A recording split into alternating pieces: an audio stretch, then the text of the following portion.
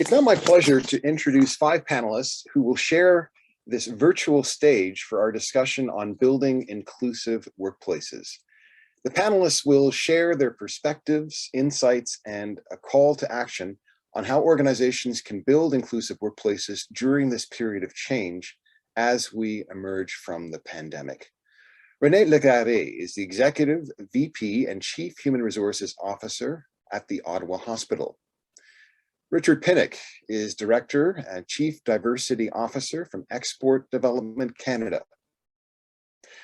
Marie-Daphné Laguerre is Diversity and Inclusion and Human Resources Consultant pour les Consultations Afro-Queen Consultant.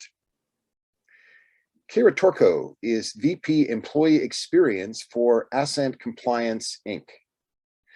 And Monica Baines is Human Resources Advisor for the Multiview Corporation. Welcome to you all. Thanks so much for joining us. We want this to be an interactive session, and we encourage you to submit questions for the panel in the chat. And I'm going to start by asking a few questions, and then we'll take questions from the audience through the chat. In lieu of reading your bios, I'd like to start by asking each of you to briefly introduce yourself and your organization. And you have about, I would say, a minute. So we're going to start with Monica, and then we will go to Renée. So Monica. Awesome. Thank you so much, Adrian. Lovely to meet you all. My name is Monica Baines. I'm the HR advisor at Multiview Corporation, also known as Multiview Financial Software Inc. We are based out of Ottawa, 32-plus-year-old company, a pure SaaS technology company. Very proud to be working for a company that focuses on people-first values. We are very focused on our people and very fortunate to have great people working at Multiview who really make this place a wonderful place to work. From a D&I perspective, I feel D&I is really close to my heart, being an immigrant myself. I moved to Canada in 2013 for school and went through the journey of being a new immigrant, finding a job, and getting here where I am today. So a couple of things that I do outside work is work with HIO. I have been working with the E&W program, which is empower newcomers women in Canada, mentoring them, coaching them. So it's been a great pleasure and a great honor to be sharing the stage with you all and learning about D&I from all of you too. Thank you. Thanks so much, Monica. Renée.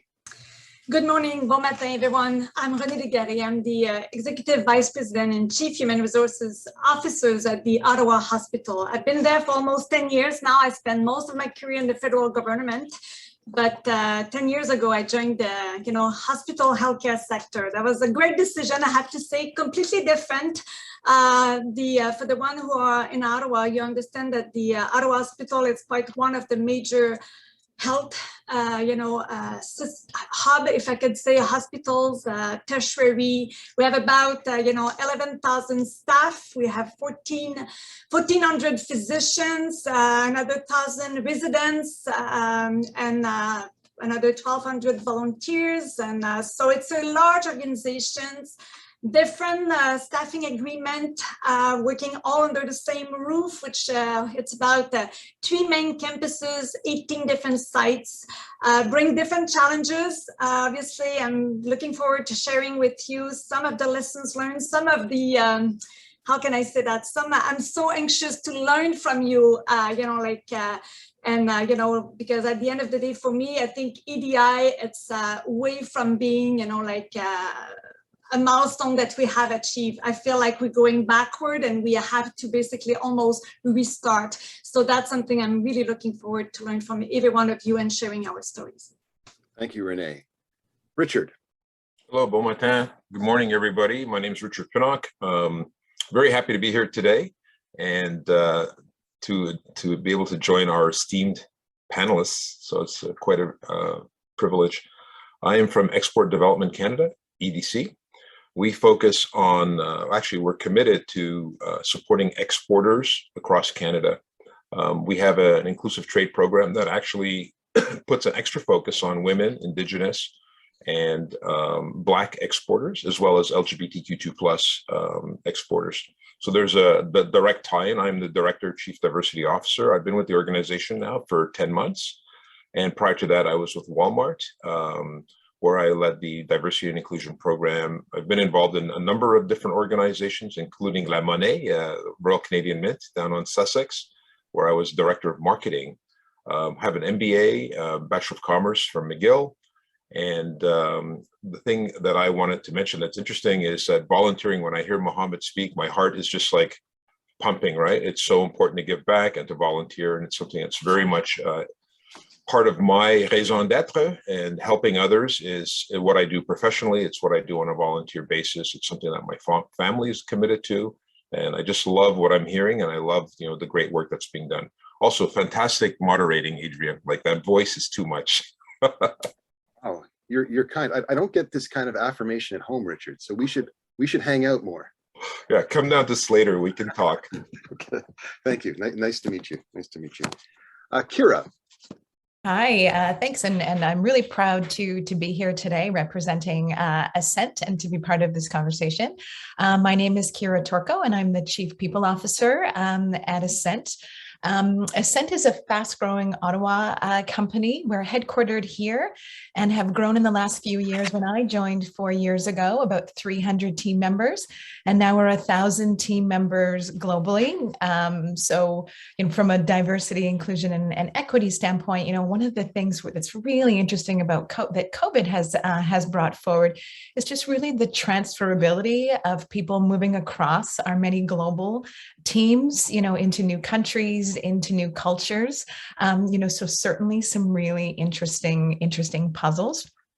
Our company is involved in the supply chain sustainability space. And one of the things, a 5-second story, I promise, was that none of my family ever really understood the space I was in until the Suez Canal situation happened and cucumbers started being $6 each. And now all of a sudden that my family knows I'm involved in supply chain, it's really a much more, exciting conversation. So I'm really pleased to be here today to learn from my colleagues on the panel as well, and to share some of our successes and opportunities with you. Thanks so much, Kira. Marie-Daphne.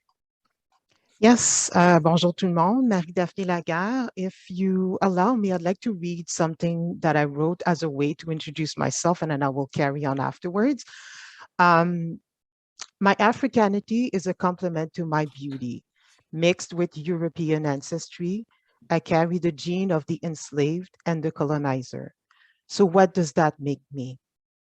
I must reconcile the two from duality to unity so peace can occur. My hair, my skin, my personality are to my soul what clothes are to my body. So what prevails above all is the essence of my humanity. I launched my business earlier this year in January. I'm a almost longstanding public servant, former public servant career. I worked in HR. I'm happy to be among all of you. Thank you.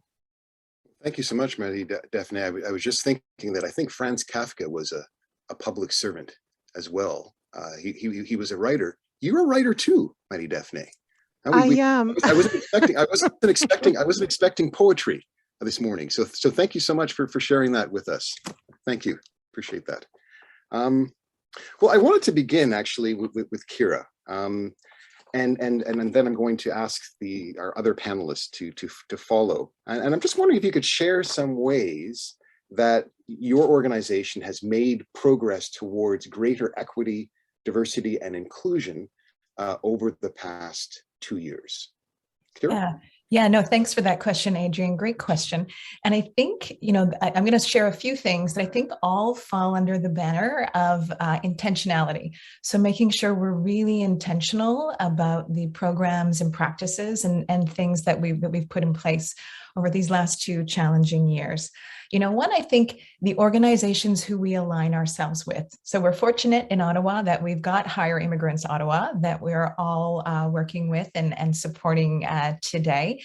But, when we have been recruiting a lot, and I'm sure we all have had, recruitment experiences and know just the intensity of the marketplace right now, and sometimes just how challenging it can be to be able to source diverse candidates. So we've partnered with Queer Tech, with Jumpstart Refugees, with women in technical sales, to really make sure that we are accessing a more diverse market. So that's certainly something that we've looked at, because for our company, we can recruit almost anywhere in the world at this point in time, but we don't necessarily know those markets very well. So relying on experts.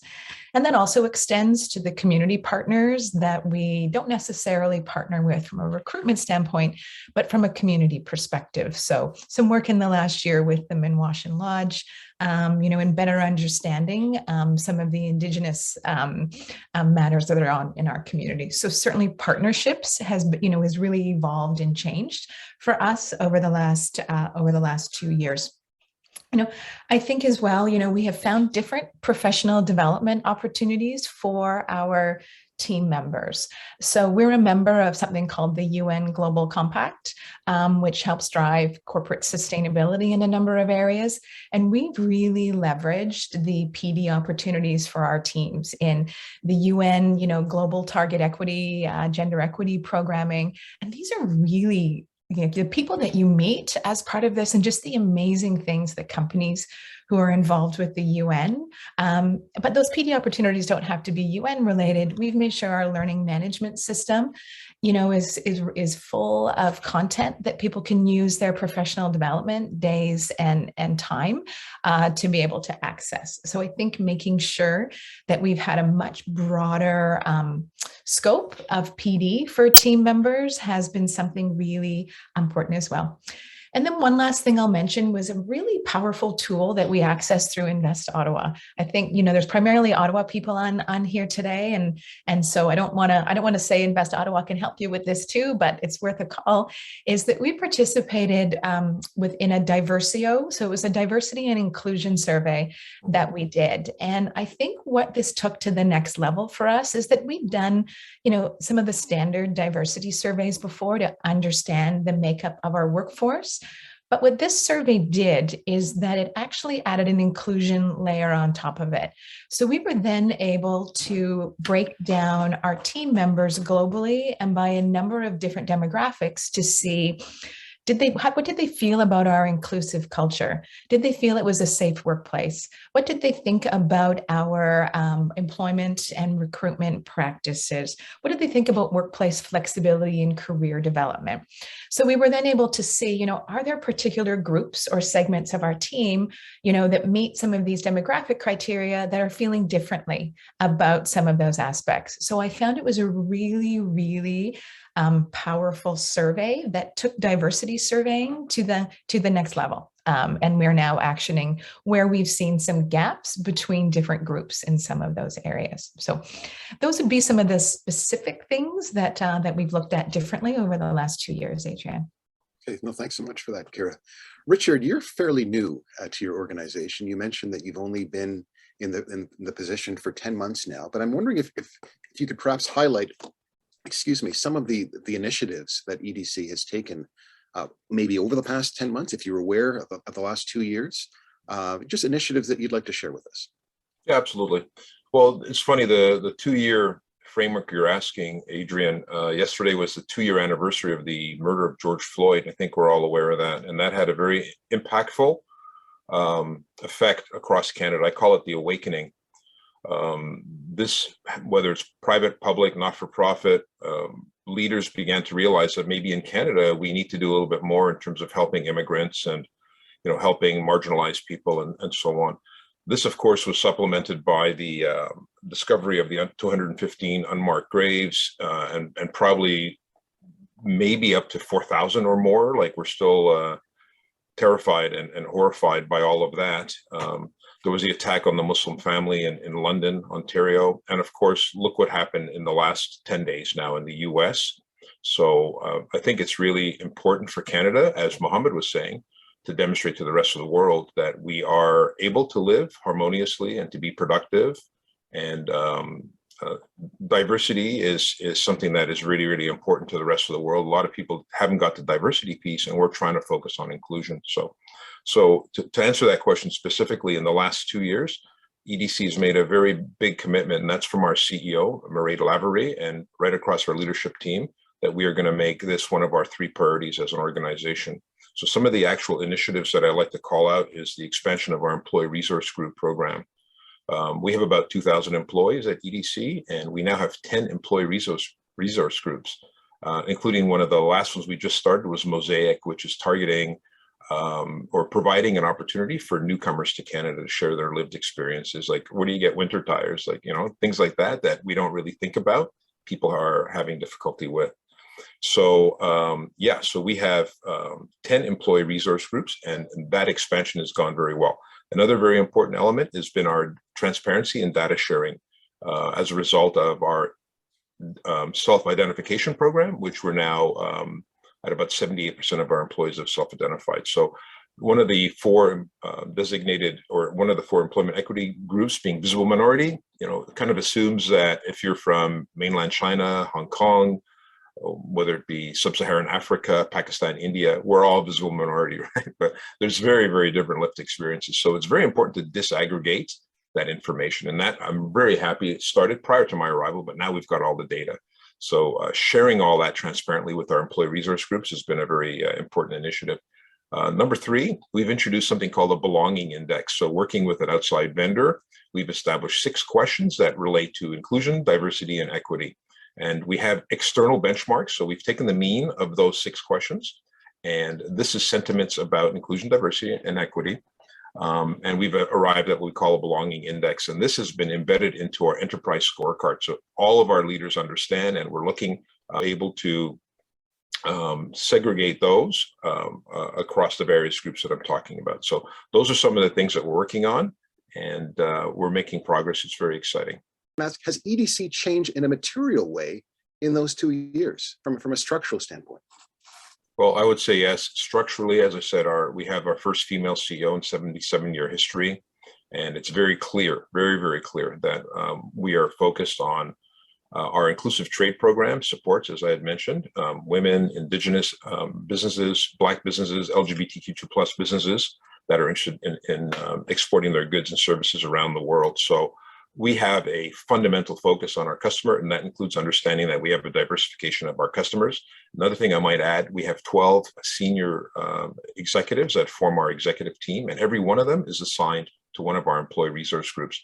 So they're embedded, they're sitting there, they're having discussions, they're analyzing, we're understanding the story behind the data. Why is it that results from our Latin employees are indicating that they're not that they're doing so much better with managing mental health, for example? Like, what is that? Why is that working, right? And the story is, well, you know what? Within our culture, mental health, you heard about Bell Canada, stigma, let's talk. And I'm like, yeah. They said, well, in the Latin culture, it's not just stigma, it's taboo. I'm like, really? He says, oh yeah, we don't talk about it. If you have issues of mental health, we don't talk about it. But you know what, Richard? We're not okay. So it's like, wow. So we're sharing that information with all our leaders to understand that there are differences, and people might present themselves that they're okay, but maybe they're not. So this is a whole different mindset. And I think I'm very, very proud. I've worked with many organizations, PricewaterhouseCoopers, Monnaie Royale Canadienne, and across the board. And I have not seen this level of commitment from the top, from our leadership. They're not just walking the walk, they're talking the talk, and they're embedded, and they're committed to this in a big way. And we have the belonging index to track our progress across all the different business areas and across all of our senior VP groups. Renee, is the Ottawa Hospital walking the talk? I would love to say yes, but I have to say, you know, like answering to your questions, you know, EDI at TOH always been really important, and we always talk about it and all of that. But I have to say the last 25 months, especially with Black Lives Matters and all that, we realized that, oh my God, way more work has to be done. One thing that, you know, at TOH, we're striving to, you know, like we're so big, we're trying to make sure that, you know, like every single employee is a top down, you know, communication and all of that. And with that, we create an opportunity to make a sustainable, you know, skills, you know, like culture and all of that. pre-COVID, I could say, as the lead of HR, like attrition rate was really low. We were hiring. That was a beauty. And obviously what you say, wow, that's mean, like your culture is respectful, like people is inclusive, like the management is inclusive. So you think that your KPIs are really high. What we realized that as soon as COVID hit, that has taxed a lot of the healthcare sector, as you know. And for us, we almost, realized that, wow, we were maybe not well aligned as we thought. And as a good HR leader, obviously, my first reaction was to say, let's train our leaders on biases, avoiding microaggression and all of that. And my ADI chair council said, no, Renee, no, we should not do this. First of all, we have to listen to our staff. So basically what we decided to do, which again, I'm gonna show my age because, they decided to do design jam sessions. I don't know, I had to look and Google that. For the one who doesn't know what it is, it's fantastic. It's like brainstorming with really diversified participants that focus and concentrate on a really, specific, it's called design. You show the problem, and we started that with a video that was, like a family from, like a different color skin and all that. And the video goes, and after that we discuss about, like the feeling we've been through, what we think the family been through, what should have been done. Is that type of situation could happen in our own organizations? Anyway, there was a series, it's a long thing. And after that, people have a chance to really, share with us how they felt, how they, how they believed, like we are there at TOH and all of that. I have to say, you need to be, it's a humility, period, because as the executive, we are there, we listen to them. Good thing was all virtually. So I think at one point you forgot that you're part of that, but also for the staff, they forgot, who they're talking to, and they really open up, which was a beauty of it. So that's where we had a lot of, a lot of great insight. The other big thing that we have learned through the last 25 months is we put a lot of our efforts, and I think Mohamed's pointed out to this, for our patients. We have patient advisory committee on, RAMBO, like all the LGBT, like we also have on indigenous patient advisory committees and all that. So we put a lot of our efforts to make sure that patients were heard, they were felt supported, and the staff, were supporting them accordingly. But we took our staff for granted. We thought that was check mark, with a few trainings. So we really stepped back and really did, took the time to do those design jam sessions. And now we are in the process of really looking at what we should do, designing and making sure that we have not forgotten anyone. And we have revamped or enhanced basically our diversity and inclusion committee, just to make sure that we have a right representation according to what we were told, from those design jam sessions. Renee, far from showing your age, I think you're demonstrating that you're à la mode. À la mode, okay, merci. I think so. My son, I love to be à la mode. my son the other day introduced me to a new word that all the young hipsters are using. I think it's sus, and it means suspicious. So anyway, I don't know. People are nodding their heads because they know that new term, that new hipster term. Monica, in the last 2 years, what have the last 2 years been like in the organization? Fantastic. And I'm so grateful to be working for a company that is so committed for diversity, equity, and inclusion. Being a technology company, it brings a lot of challenges in terms of assessing what that diversity looks like for us and what is the root intention around why do we want to bring this particular topic into the workforce. So I would start by saying one thing. This is a statement that when I was talking to my manager that I report to as a CFO and the CEO, I would love to bring this up often, which is diversity is being invited to the party, and inclusion is being asked to dance on the dance floor. And that's something that I've taken very deeply and I've brought into every single values that Multiview has. And I'm very proud to say our people first values are so deeply ingrained in our DNA that the things that we do, right from a client perspective, whether it's our people, we genuinely believe in taking care of our people. In technology company, you know, I was talking to one of the leaders lately last week, and I said, you know, we are in a human to human business. Even though it seems like technology, I cannot go to a factory and say, make me this kind of individual with these skill set to develop this technology. And that meaning you have to really be intentional about what type of talent you're looking for.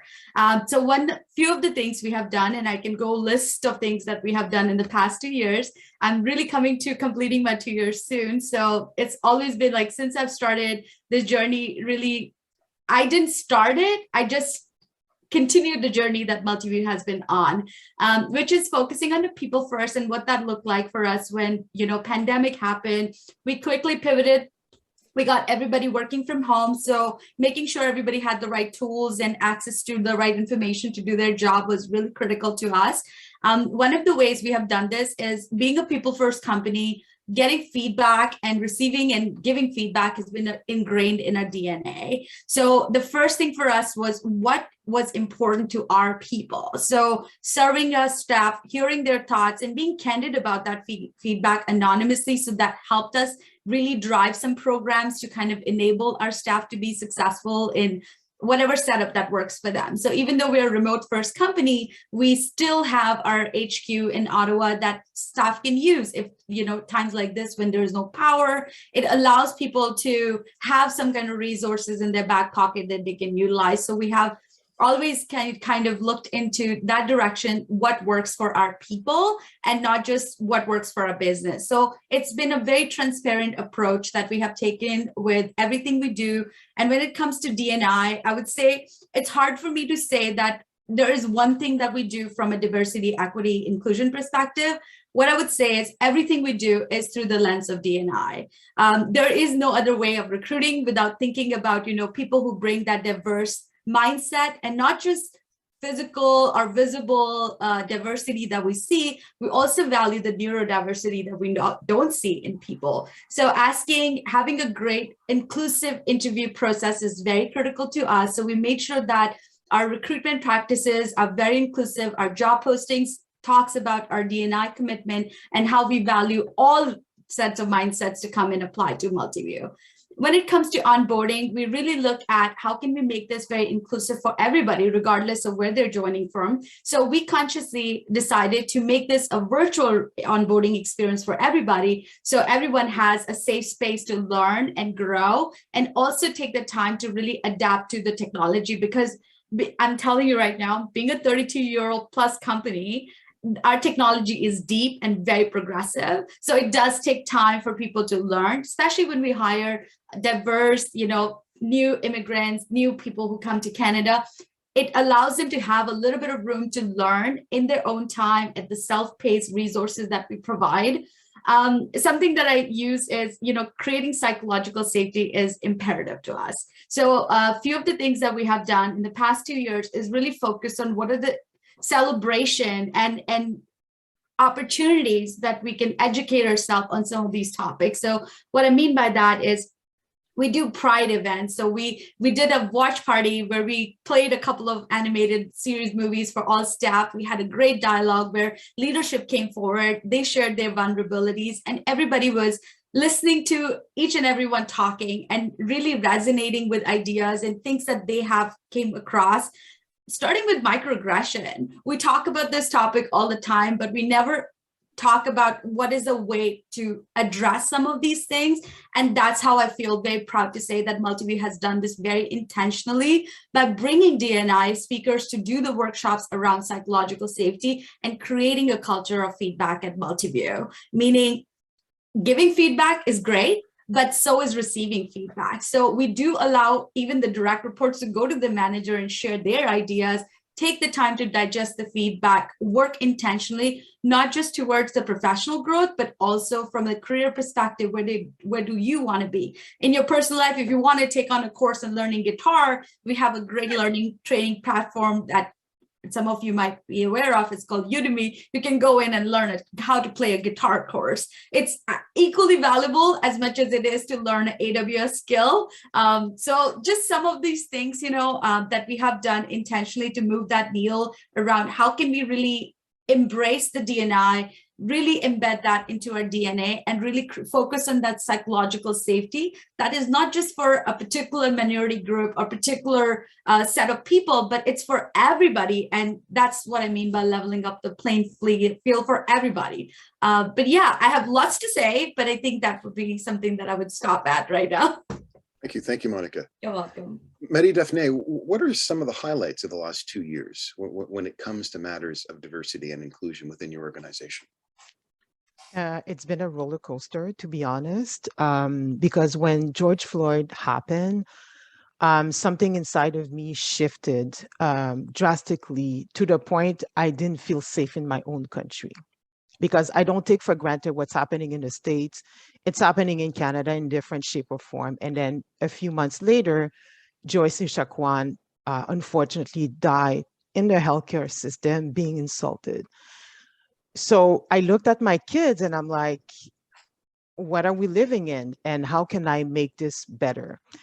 And in the middle of the pandemic, even like working from home, because my social environment was my work. So overnight, you find yourself in a pandemic and then you have to work from home.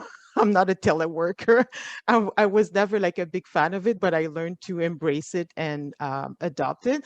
But at the same time, I felt very isolated.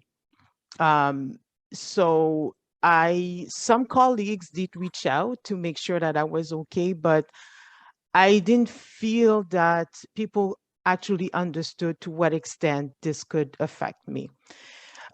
So I sit with it for a bit, and a few weeks later, I decided to have a discussion, because I was managing a team of HR advisors.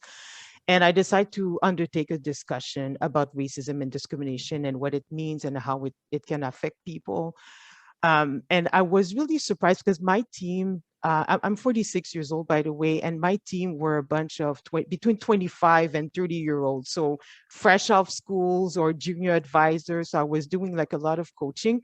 But what I find is that if we don't take the time to teach history, where we come from, because just the way Canada was built on the foundation of discrimination and racism.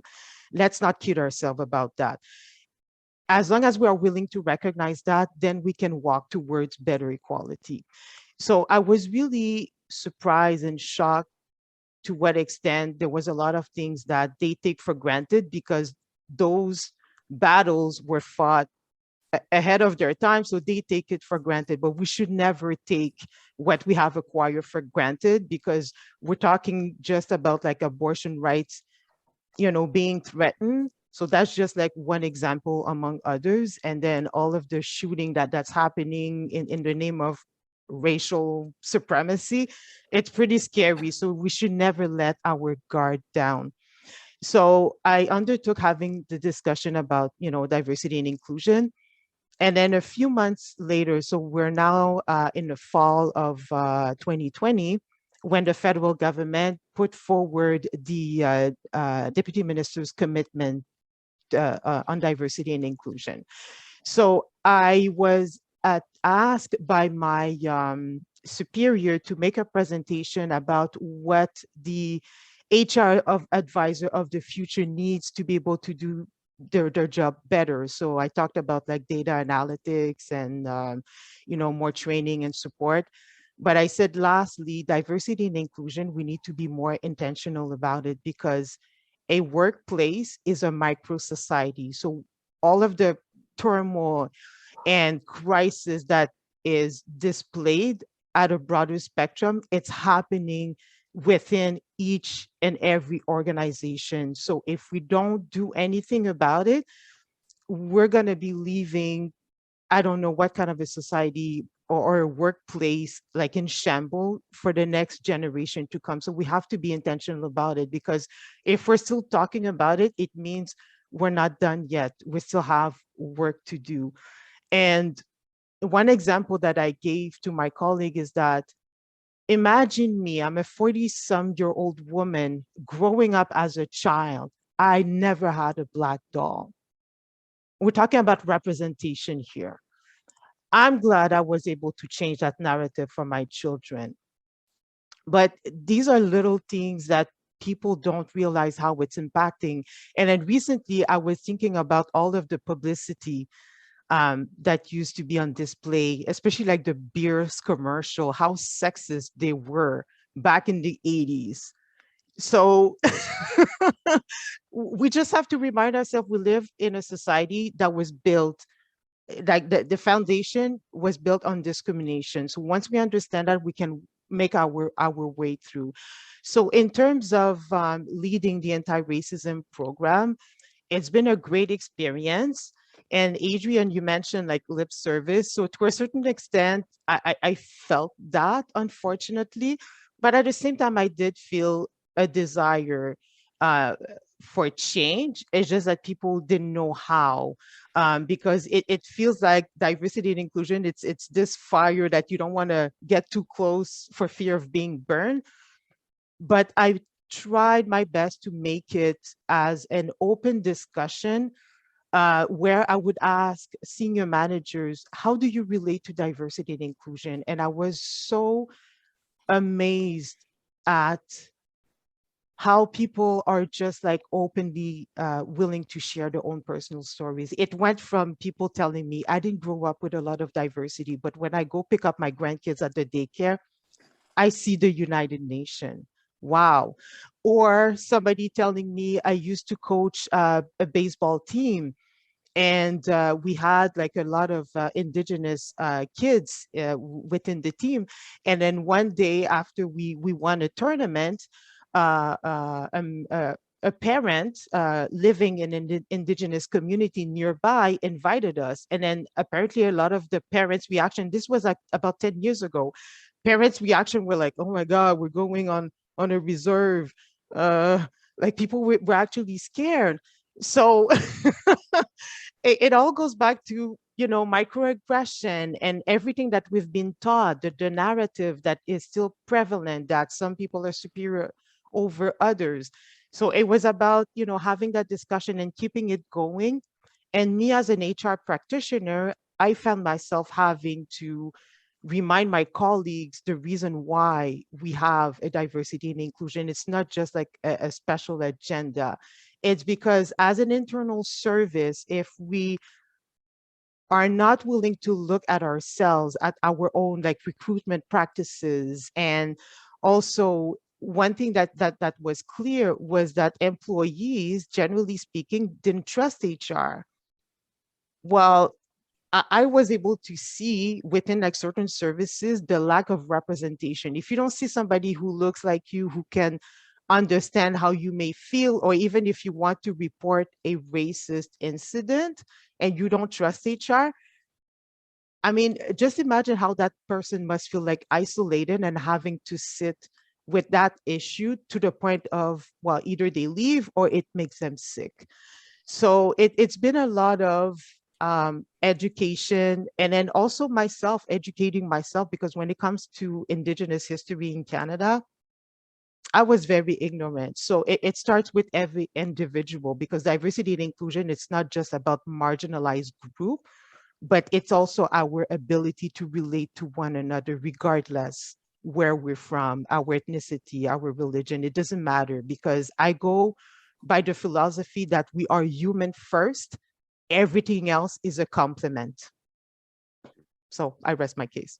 You know, we bandy these terms about diversity and inclusion, and they can become a bit cliche at times. And I'm wondering if maybe we need to kind of define our terms, define what we mean. What do we actually mean when we say we are advocates of diversity and inclusion? So what does diversity and inclusion mean within your organization, Monica? Really including everyone in everything. And it all is driven from, again, I'm going to quote our values, which I'm absolutely in love with: people first. What that means is have a genuine care of one another, support your person to the left, support your person to the right. But at the same time, thinking about how could we promote that.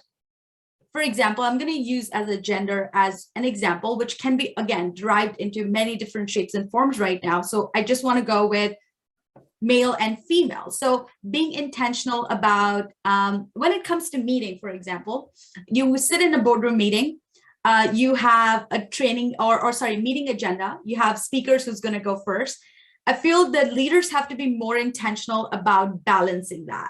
What I mean by that is, how do we feel about women going and speaking after a male leader speaking versus vice versa? When you put that dynamic in play and you really look at the room and you see there's a balance that is not there, that's when the leaders have to step in and become that influential, inclusive leader who would step up and say, no, this is not okay.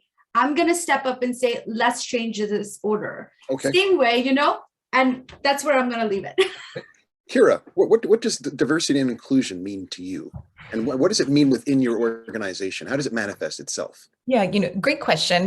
We just redid our values, and we didn't make diversity and inclusion a specific value. We embedded it across all elements of what we were looking at. And it's diversity of thought, diversity of perspectives. And so I think to maybe add a different flavor to it, it was really important for us to be able to normalize the conversation around diversity and give people the right vocabulary. So as you said, Adrienne, words really matter, because we had people who were fearful of talking about it because it's what they were personally experiencing. And that's true and real to them.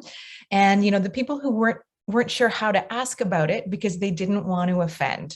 And so I think making sure people had the words. And then I think the underlying piece that we use to talk about diversity and inclusion writ large is just the value of being curious. And so always wanting to know more and learn more. And it doesn't, there's nothing offensive or challenging about people wanting to know more. So for us, if I kind of strip it back, it's about giving people the space to normalize the conversation around these topics and just developing a culture of curiosity, where whether it be curiosity of a perspective, of a thought, of a background, I think for us, it makes so many elements more inclusive if people feel empowered to be able to ask and question and know more. Thank you. Richard, what does diversity and inclusion mean? I'll be brief. Diversity is a workforce measure. Really, we focus on representation at various levels across various departments. Inclusion is a workplace measure. It's the degree to which people feel valued, cared for, and we really translate that into this feeling of belonging. So workforce measure versus a workplace measure. We hear about race. What about class? How does class factor in? Class, it would be another variable that we must consider. It's not just your racial background, your language, your gender, class is another consideration. In fact, I would point out, as on my original comments, when it comes to disaggregating visible minority, I did mention that we have different lived experiences. Immigrants, there's a large influx of immigrants coming, let's say from Africa, Nigeria, for example, highly educated, quite a different class, their lived experiences. People are highly educated, studying in Europe, et cetera, right? It's not to generalize, but we do have differences. We look at measures like educational attainment, we look at incarceration rates and so on. So there are many elements that we have to take into account. But if we're not, as many companies are not, they're not even looking at tracking representation rates across different departments at different levels. If you're not even doing that, I think the class discussion is sort of down the road, if you will. I think we have to make sure, we say, oh, we have 50% of our organizations female. Really? Okay, so what about representation of females at the director, at the VP level within, I'll just make it up, and this is not necessarily EDC because we have excellent representation, but let's say within the finance department. So what's up with that? And what can we do about that? Well, we've just recently introduced a targeted talent acquisition policy where we're actually putting in our postings that we are looking for candidates. Preference will be given to women with lived experience and experience in exporting, right? So one of the things I mentioned, we're supporting women exporters. So wouldn't it make sense that we have women working in that role? And if we don't, then we have the opportunity to do something to narrow that gap. Thank you. Renee, what is diversity and inclusion, and how does it manifest itself at the Ottawa Hospital? Well, I guess for us is, for me, diversity and inclusion is like, it's accepting the differences. Accepting the differences, and also as a leader, as an individual, be aware of what trigger you. Be aware of your biases, be aware of how many times, especially I think as a leader, you listen to an employee and you say, tell me more, because, right off the bat, you feel like you already have your conclusion or whatsoever. So what I think for me, it's so much important, and I read that somewhere, that listening is one thing, but what people want is believe in me. Let me finish, believe in me. I have a story, I have an explanation why I decided to not follow this process, but I decided to change my mind for that particular situation. Just process. And after that, ask people, what can I do to make sure, because my process is important for this organization. What can I do to make sure that we just adjust together? I guess for me, it's, it's to be fair, equitable. But recently, we just gave a book to all the leaders. And it's Compassionate Leadership, How to Manage as a Human Way. And what that book's saying is connect with empathy, make sure that you connect with your people, but manage through compassion. And be wise. Managing with compassion doesn't mean that we say, yes, ma'am, yes, sir.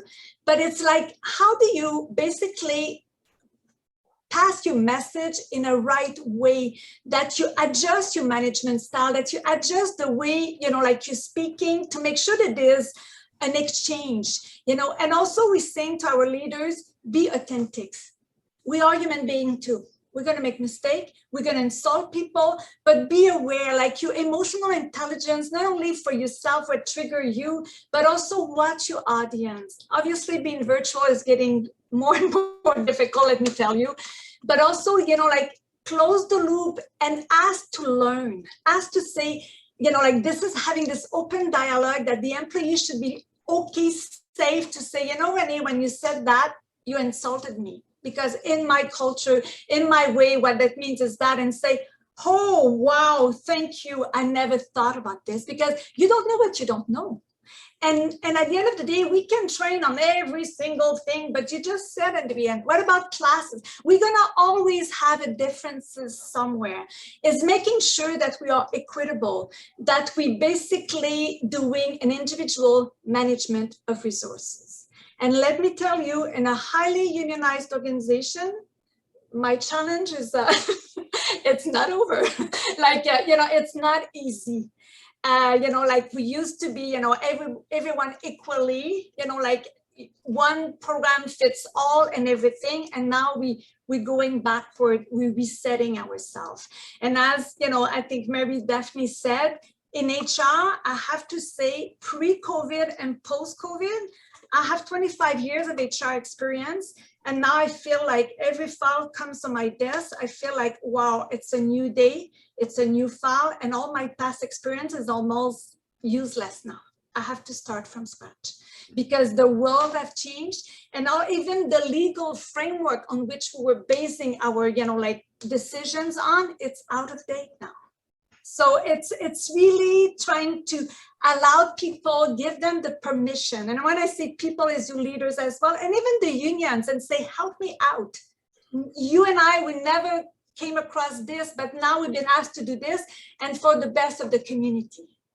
And that's, for me, leaders like Mohammed that we have seen earlier, wow, how inspiring. But those leaders are outside of what we see normally. And that's where, it's really trying to write a page of history, but writing a page of history every day takes time, takes energy, takes courage as well too. So all of that, it's really, when you're asking me what that means, it's be yourself and admit that you're going to make mistakes, and just move on, learn from your mistake and just move on. And hopefully you're going to be a better human being. Thank you for that. I think I'd like to add something to the mix, and I'm just going to circle back to something that Kira said, because Kira, you mentioned the word curiosity, and I think that perhaps, you know, in the conversation I gave it a little bit of short shrift, because it's a very, very important term. Curiosity suggests that one is humble, right? There's a humility. When one is curious, it means that one knows that one doesn't know everything, and that there's more to know. There are more questions to pose. There are more questions to ask. You know, I'm now teaching at Carleton, and one thing that I've been trying to convey to our students is the importance of never being complacent and never being satisfied, particularly as journalists, right? That there's always more to be said, there's always more to be done, there are always more questions, and I'm wondering perhaps whether a commitment to diversity and inclusion involves a commitment to the question, you know, who is not here, right? So always asking the question, who is not present at the table at every moment? Perhaps that might help us to kind of stay engaged and stay critical, and it encourages us to continue kind of scrutinizing our own practice. I just wanted to put that out there and see what people have to say. Perhaps Marie-Daphné, if you have a response to that. I totally agree, because when we are in the workplace, it's really the human interaction that prevails, that makes, you know, helps achieve whatever goals a company sets for itself. And if we're not curious, well, we just pretty much become machine. We just like go through the motion. I do my 9 to 5 and then off I go home. No, it's actually a social environment, and it's really important to be curious. It's not always about you and your culture or the dominant cultures. Like there's great value to listen to others people's story, and the best story that I've been privy to listen to is during the coaching that I've been doing for the past 3 years. During the events on speed interview, we have a chance to interview them very quickly and then give them feedback. And I'm like, oh my God, like I'm with like professionals. Yes, they have acquired great amount of experience outside Canada, but unfortunately, the way the system is built, we're very resistant to recognize that, or even like to facilitate the recognition of it.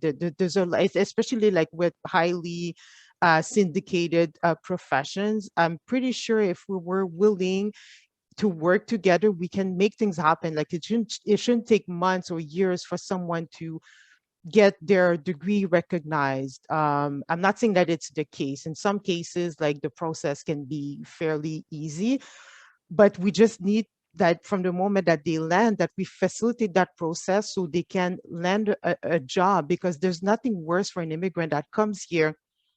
They lose all of their reference. They have to start like that.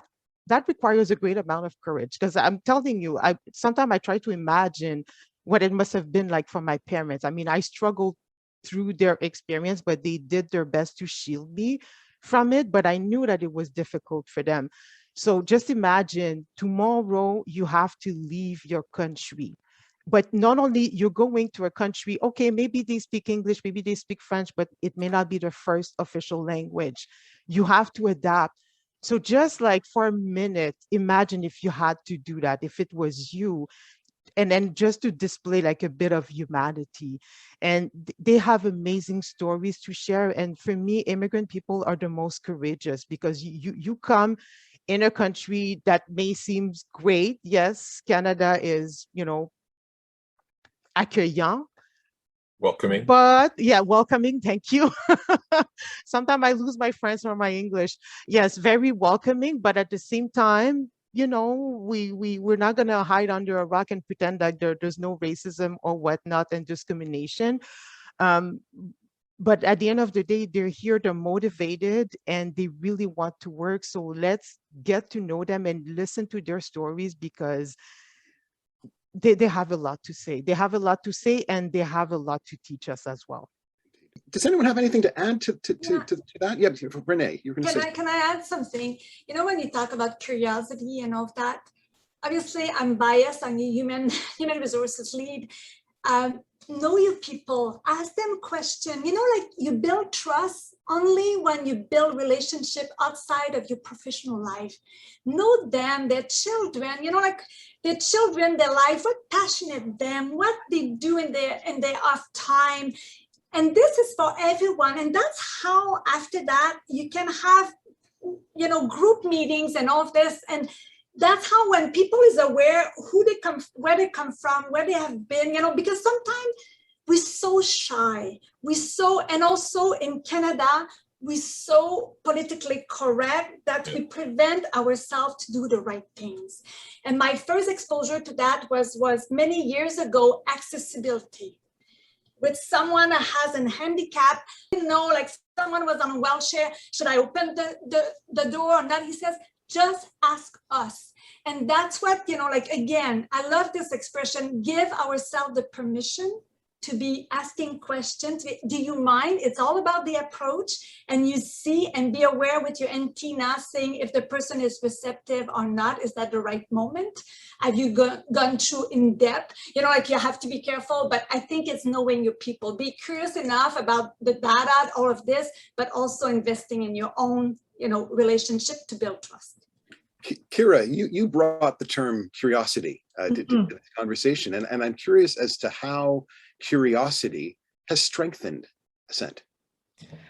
It's a great question, because I think curiosity lends itself to a coaching culture, and one where, you're like, you ask the question, ask the question, who's not in the room? Then it lends itself to the next question, why are they not in the room? And then it lends itself to the next question, help me understand, why we're all answering this way. And so I think it lends itself to coaching.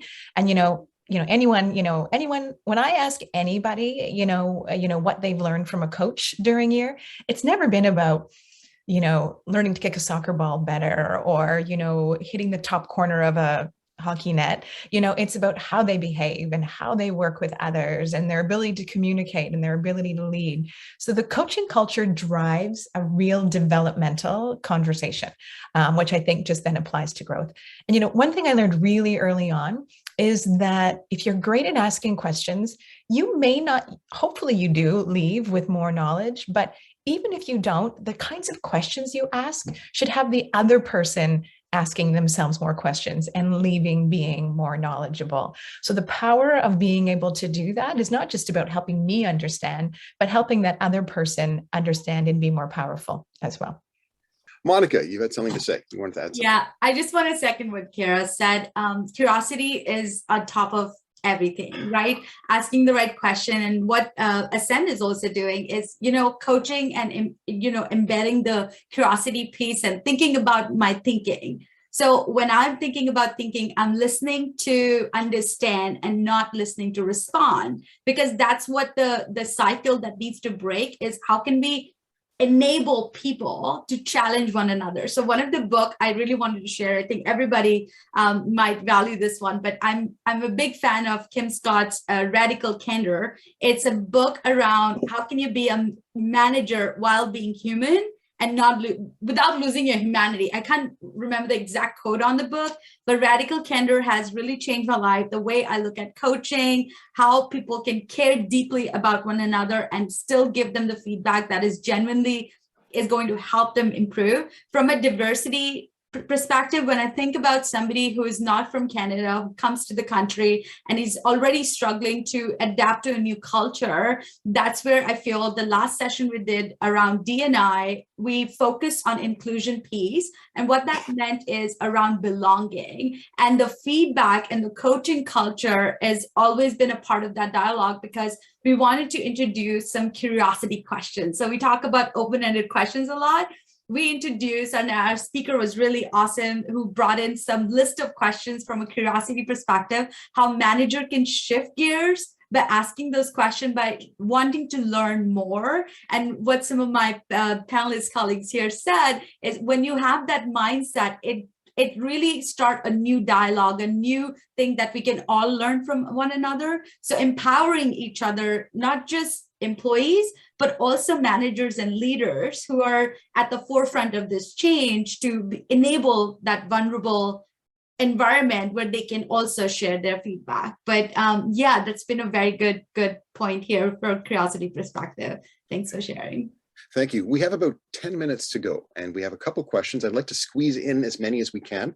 So one question that's come from the audience is, and I'd like one person to take up this question. I'd like to ask anyone on the panel, how do you mitigate unconscious bias in the hiring process? Again, how do you mitigate unconscious bias in the hiring process? I'm happy to take that one. So very good question. Thank you for asking that. I think it's ingrained in every HR department's, DNA to figure out how to get ahead of this. And honestly, you can never get ahead of this. The best we can do is educate and empower the leaders who are part of that hiring process to have a structured approach and a consistent approach to hiring.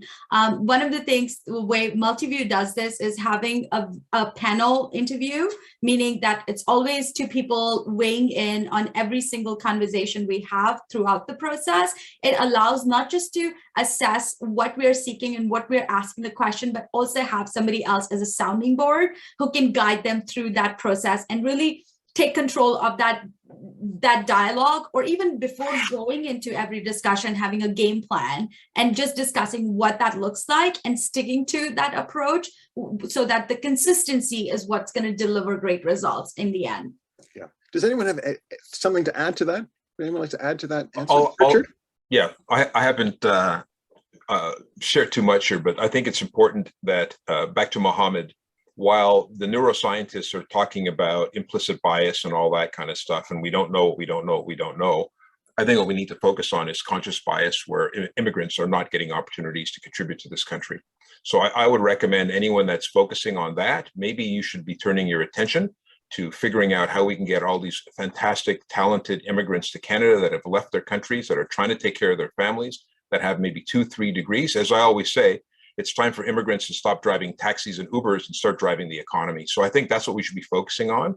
And we have to be bold. We have to be like Mohammed, and we have to swim forward like a shark. And I think that's what we really have to be focusing on. And, I was born and raised in this country. I'm a child of 2 immigrants, first one in my family to graduate from high school.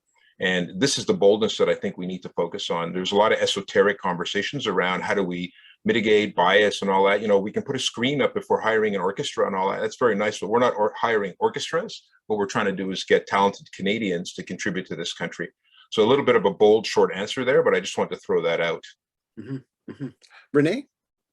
I just want to add quickly, I think it's from HIO, if I'm not mistaken. There's an excellent video that now we give to any panel persons, that it's quick. It's a video to say how to be conscious of your own bias, be careful how you ask questions and all that. It's quick. We give that to our physicians who hired. We give that to everyone just before. It's almost like when you want to be on an interview panel, you have to go through this. So it's really powerful. I'm pretty sure it's from here.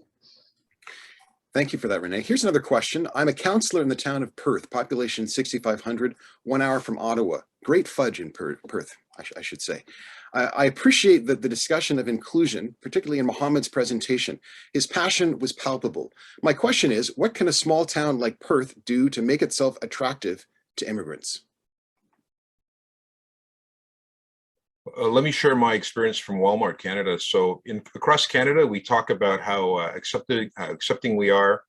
We had this phenomena that many immigrants, because of the immigration policies and so on, are being directed to accumulate their hours for landed residency status to smaller communities like in Saskatchewan and so on. So all of a sudden now we have people of color that are moving in, taking jobs, lower paying jobs, summer jobs, whether it be at Walmart, retail, et cetera, are now being occupied by these new Canadians, or people that are trying to become Canadians. So I think that the thing that Mohammed said so clearly, embrace these folks. These are hungry people. Make it very clear and very abundant that your town is open. There's opportunities to engage in the community politically, civic activity. Your children have an opportunity to learn, and really stress that that hunger can be satisfied in your community. I think if you're, we have elections going on now. I think that's an important platform, and it's going to resonate with the continuously growing diverse population of Canada. So whether you're a small town or a big town, I think we all have to exhibit what Mohammed was sharing, and that is to demonstrate that We are looking for talent. We are welcoming talent, and we are a place that your family can survive and thrive and achieve your full potential, your God-given potential. Daphne, Mary Daphne, do you have an answer to that? Yeah, I would say because well, I'm under the impression that immigration centers tend to be clustered in bigger cities. And I think it's a matter of finding where the closest immigration center is and collaborate with them because, you know, newcomers, when they arrive, they don't know everything. And if they find out that there is a community where they can find affordable housing, because that's a big issue, find affordable housing, and then actually being able to work within that same city, that would be fantastic. And because when you find yourself like in a big city, yes, you may find a community that you can how can I say? Yeah, you may find a community that has the same background as you, but at the same time, we want them to integrate fully Canadian society. And I find like when you get like away from this city, people have a different mindset, and it might actually be a great experience as well. And then encouraging immigrants to go to other cities rather than Montreal, Toronto, Vancouver. Like that's not just what Canada is all about. There's other great city across Canada. And I think because a lot of time smaller cities tend to have more of an aging population as well. So that would be a great way to bring, you know, people of all ages, all walk of life, and then generate a boom in those cities as well. Does anyone have anything to add to that? Yeah, Sure. I'm interested. I think the most important word that I heard from, from Richard and Mary, I'm sorry, Mary Daphne, my apologies if I've said that incorrectly. My French isn't always so good, is community, and I think that, what I've discovered just from a general talent standpoint is that great people know great people. And, identifying champions within the communities and, having them be be the cheerleaders and the promoters, people are drawn, to great people. And so certainly that, and, I think what COVID has taught us, over the last 2 years as well, is that proximity matters. And, when you're in a big city, it's easy to get lost, but when you're in a small city and you can truly create a water cooler sense of community around something, people want a sense of belonging.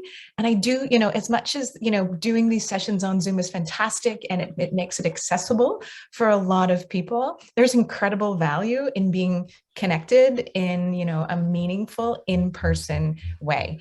And so I think making sure, in a small city, you have a much bigger opportunity to do that. That's hard to do in Toronto when you're one of, I don't know how many people are there, 5 or 6 million. It's easier when you're one of 6,500. And I agree, Adrian, I drive through Perth often, and the fudge factory is pretty fantastic. So I might use the fudge fact. I might use that fudge, as part of your marketing tactics. And I think we have about a minute or two to go. So I was just wondering if we can just go around the panel and ask you for, final comments that you might have, a final message that you'd like to convey. And perhaps we will begin with Marie Daphne.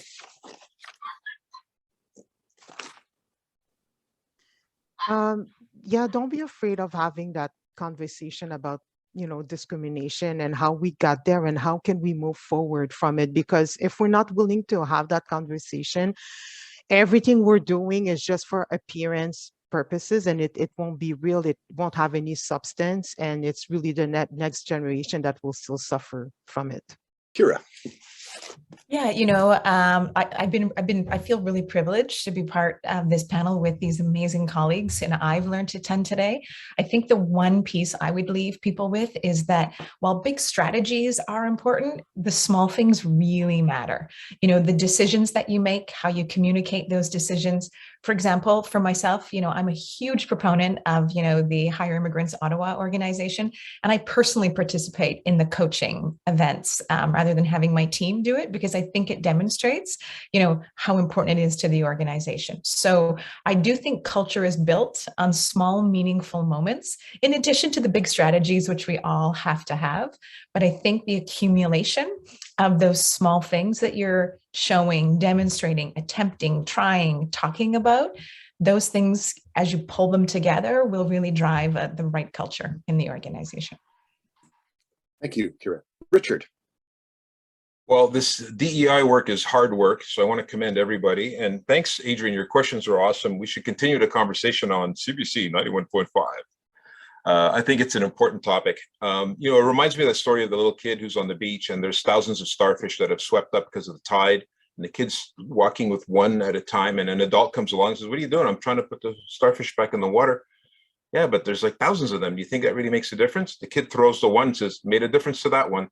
And that's what inspires us as diversity, equity, and inclusion, the look on the faces, people that see that there's someone that cares for them, that they have opportunity. And this is what I think we all need to do. So I would encourage everybody to do that. Okay. Renee. Well, I guess my colleagues have said it all, but I would just reiterate, build a culture of fairness, equity, make sure that people know your values. Like, diversity works as long as people share your values of your organizations. That's the first thing. Allow people to be authentic. Let them to be, who they are. If they make a mistake, let them apologize and rebuild and all of that. I think I really like what Mohammed has said. Be kind. Everybody's going to forgive you if you are kind. And being kind, being open and all of that, these days, diversity, D&I is so much important. Wellness, it is too. Let me believe this. And if your diversity is well managed, inclusiveness, and building this open dialogue that people can feel safe to speak up, the stress going to go down, and they will be, more well balanced, at least from the stress. As an employer, you're going to remove some barriers that they will feel really focused on their well-being. So I think that will be my main messages. Thank you, everyone. Thank you so much, Renee. And Monica. Thank you. It's been such a good time talking to you all. And I feel like this is a journey. It's not a destination. So this work is going to continue to happen. As some of my colleagues here said, there's so much to be done in the community, and each business, each employer can do their part by really driving this for our people, for the community, and for each other. And I feel, for me, what I want people to take away today is we are in a human's business. So be empathetic, be kind to one another, and think about what that psychological safety look like in wherever organization you're at, whatever workspace you're at, whatever team you work in, and make it work for you by having a dialogue and having that one-on-one discussion with, whether it's your manager, whether it's your colleague, anybody that you can talk to, and share those ideas, share that dialogue, and keep talking. Because the second we stop talking, this work that all these individuals, yourself, and every single leader have done so far to get us to this point, this should not go to waste. I'm very privileged, and I'm very proud, and I'm very honored to be here to be talking to all of you. HIO has been a great partner for Multiview, and it's only good thing comes out of it. So I'm very grateful to be a part of this community that really supports one another, each other's businesses, entrepreneurship, the spirit all together. And thank you so much. That's all I had to say. Thank you. Thank you so much, Monica. And really thank you to our panelists this morning for a really fantastic, really rich conversation. It's really been a privilege to be in your company this morning. And no, thank you for all that you gave us in this last hour.